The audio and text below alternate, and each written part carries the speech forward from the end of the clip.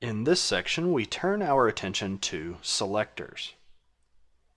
As we have discussed in previous movies, selectors allow us to designate which HTML objects we will select so that we can, in turn, affect them. As you can see here, there are a number of different selectors available to us in CSS2. We will be examining each one of these in turn. However, before we can do that, we need to go over the document object model, as a number of these different selectors depend on our understanding of that model. So in this section, we will be covering type selectors, the universal selector, attribute selectors, child and sibling selectors, class selectors, ID selectors, pseudo-class selectors, pseudo-element selectors, and combinations of all of these different types of selectors. So here we have a simple HTML document structure. Of course, this is not a complete HTML document structure. It's just for our example purposes. Now, whenever we are talking about the document object model, or the DOM, we are talking about how our HTML documents are composed. Now, essentially, our HTML documents are composed of multiple objects that have their own properties and can in turn be made up of other objects.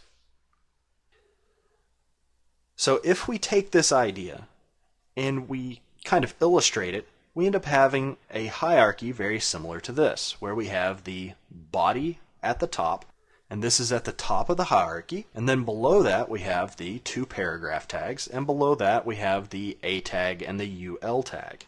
Now, the object at the top contains the other, as well as having its own set of properties. Now, each object in this hierarchy has its own set of properties that we can manipulate, and we will be manipulating those with our CSS. We will be interested in all the different properties that will be available to us after we figure out how to select those objects. The trick to being able to use a few of those selectors that we took a look at in the previous slide is revealed when we understand the language of the DOM. Let's take the second paragraph tag, for example.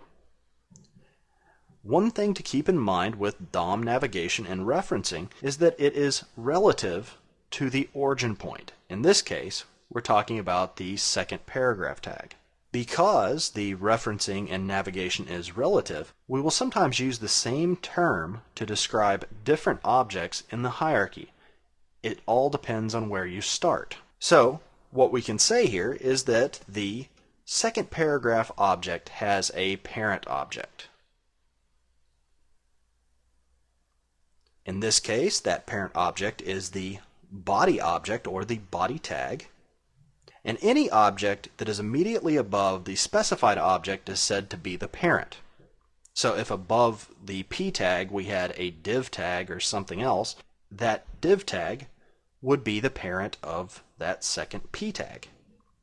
Knowing this little bit about the parent relationship will help us understand quite a bit about how inheritance works. Parents of objects can also have parents, etc., etc. We generally refer to objects up the document tree as ancestors, and inheritance works from the highest ancestor and works its way down.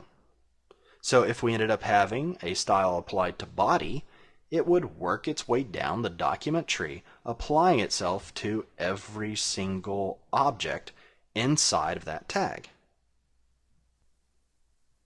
Now, back to the paragraph tag. So the paragraph tag has the parent of body. It also has a sibling, which is that first paragraph tag.